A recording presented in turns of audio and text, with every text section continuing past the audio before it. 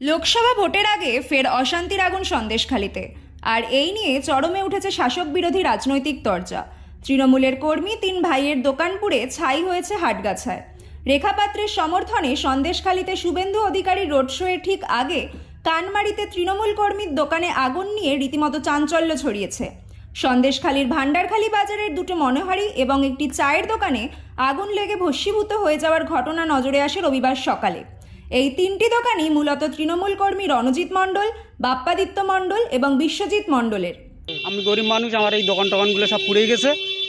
আমরা তৃণমূল পার্টিটাই করি। আমি প্রথম থেকে আমি চাই যে আমাদের প্রধান সাহেব আছে এখানে, তার সঠিক তদন্ত করে আমরা সুবিচার জন্য পাই।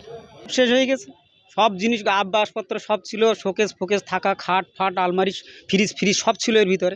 ভান্ডারখালী বাজারে তিনটি দোকানে আগুন নিয়ে উত্তেজনার খবর পেয়ে ঘটনাস্থলে পৌঁছয় সন্দেশখালী থানার পুলিশ। স্থানীয় তৃণমূলের অভিযোগ, বিজেপি আশ্রিত দুষ্কৃতীরাই এই কাণ্ড ঘটিয়েছে। এখনো পর্যন্ত দেখলে বোঝা যাবে ওনাদের দোকানে তৃণমূল কংগ্রেসের পতাকা।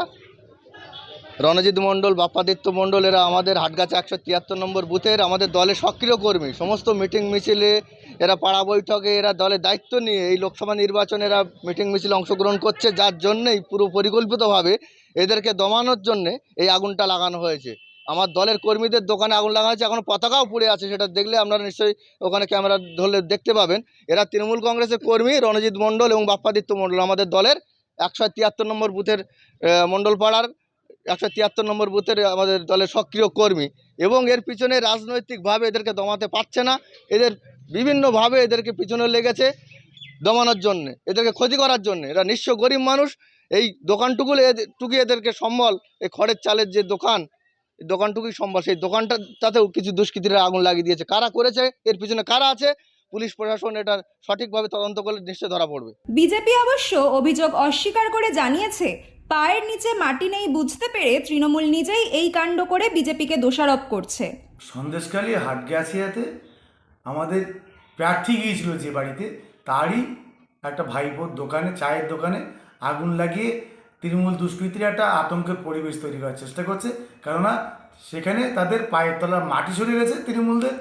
এবার বিজেপি ভালো রেজাল্ট করবে, সেই আতঙ্কে, সেই ভয়েতে ওরা বিজেপি কর্মীদের দাবি রাখার জন্যে এইসব আগুন লাগিয়ে একটা বাতাবরণ সৃষ্টি করছে আতঙ্কের। তিনটে দোকানের আসবাব, ফ্রিজ সহ সব আগুনে পুড়ে গিয়েছে। প্রায় 10 লক্ষ টাকার ক্ষতি হয়েছে বলে দাবি দোকানদার বিশ্বজিৎ মণ্ডলের। তা তো 8 থেকে 10 লক্ষ টাকা জিনিস ছিল। তিন ভাই আপনাদের? হ্যাঁ, তিন ভাইয়ের দোকানের এস্টিমেট সব।